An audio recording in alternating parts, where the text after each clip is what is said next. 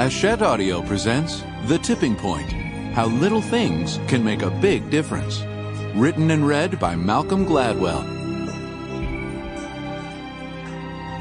Introduction.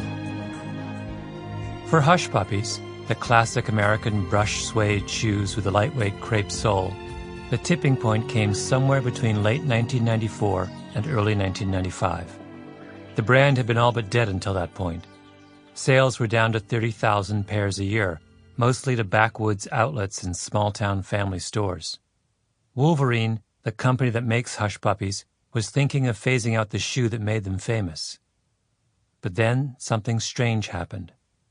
At a fashion shoot, two Hush Puppies executives, Owen Baxter and Jeffrey Lewis, ran into a stylist from New York who told them that the classic Hush Puppies had suddenly become hip in the clubs and bars of downtown Manhattan. We were being told, Baxter recalls, that there were resale shops in the Village, in Soho, where the shoes were being sold. People were going to the ma and pa stores, the little stores that still carried them, and buying them up. Baxter and Lewis were baffled at first. It made no sense to them that shoes that were so obviously out of fashion could make a comeback. We were told that Isaac Mizrahi was wearing the shoes himself, Lewis says.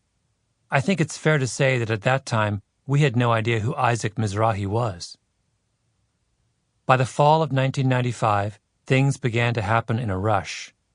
First, the designer John Bartlett called. He wanted to use hush puppies in his spring collection. Then another Manhattan designer, Anna Sui, called, wanting shoes for her show as well. In Los Angeles, the designer Joel Fitzgerald put a 25-foot inflatable basset hound, the symbol of the Hush Puppies brand, on the roof of his Hollywood store and gutted an adjoining art gallery to turn it into a Hush Puppies boutique. While he was still painting and putting up shelves, the actor Pee Wee Herman walked in and asked for a couple of pairs. It was total word of mouth, Fitzgerald remembers.